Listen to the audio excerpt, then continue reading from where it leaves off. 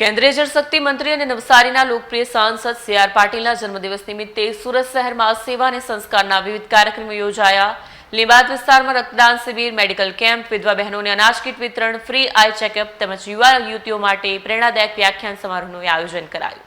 સુરત શહેરમાં કેન્દ્રીય જળશક્તિ મંત્રી અને નવસારીના લોકપ્રિય સાંસદ સી.આર. પાટીલના જન્મદિવસને સેવા કાર્યોથી ઉજવવામાં આવ્યું. લીંબાયત વિધાનસભાના ધારાસભ્ય સંગીતાબેન પાટીલના માર્ગદર્શન હેઠળ વિવિધ સમાજ સેવાકીય કાર્યક્રમો યોજાયા હતા. આ પ્રસંગે ભવ્ય રક્તદાન શિબિરનું આયોજન કરવામાં આવ્યું, જેમાં મોટી સંખ્યામાં યુવાનો અને નાગરિકો ઉત્સાહપૂર્વક રક્તદાન કર્યું.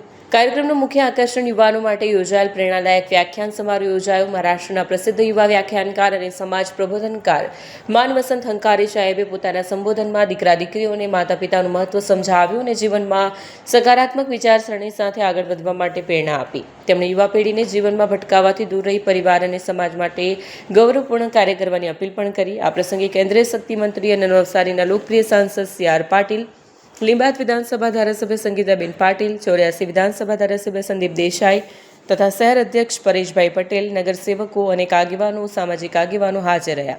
કાર્યક્રમ દરમિયાન સમાજના આગેવાનોએ સ્વર્ગીય વિક્રમસિંહજી શેખાવતના અચાનક નિધન પર તેમને ભાવભીની શ્રદ્ધાંજલિ અર્પણ કરી. સમગ્ર કાર્યક્રમ દ્વારા સેવા, સંસ્કાર અને સમાજ જાગૃતિનો સકારાત્મક સંદેશ આપવાનો પ્રયાસ કરવામાં આવ્યો.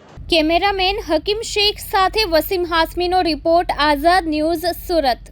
जी साहब, अपना नाम अपनो परिचय। પરમેશ્વરભાઈ રાજપૂત, સામાજિક અગ્રણી, વાર્ડ નંબર 27, ભારતીય જનતા પાર્ટીનો એક સમાજસેવક. આજે કેવા પ્રકારનો કાર્યક્રમ રાખવામાં આવ્યો છે અને કઈ જગ્યાએ?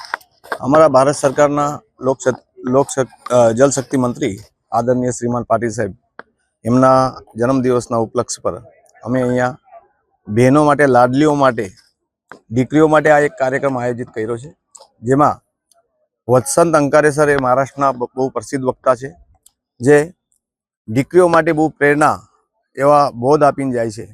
એમનો આજે અહીંયા ભવ્ય દિવ્ય કાર્યક્રમનું આયોજન કરવામાં આવ્યું છે.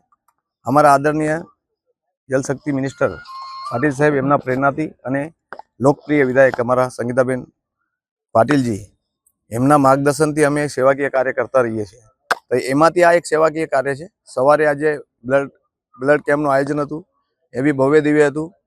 અનેક હજાર બોટલો ત્યાં ભેગી થઈ હશે.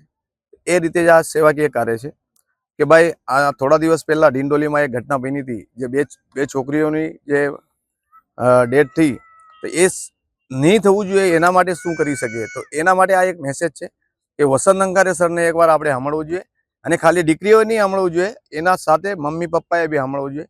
અને મમ્મી પપ્પા સાથે મા બાપનું મહત્વ શું હોય છે એ વસંત અંકારે સર આપણને એમાં સમજાવશે અને દીકરીઓને પણ સમજાવશે. એટલે આજે આપણે સોશિયલ મીડિયાના માધ્યમથી આપણે આ મેસેજ આપીએ છીએ કે આપણે મોબાઈલમાં જે કંઈ જોઈએ અને દીકરીઓ ભટકી જાય છે, તો વસંત અંકારે સરના પ્રોગ્રામમાં ઘણું બધું છે, તો એનાથી લાઈફ ચેન્જ થઈ શકે. તો એના માટે આ પાટીલ સાહેબના જન્મદિવસના ઉપલક્ષ પર આ ભવ્ય દિવ્ય કાર્યક્રમ અહીંયા આયોજન કરવામાં આવ્યું છે. કેટલી સંખ્યામાં લોકો અહીંયા એકત્રિત થયા?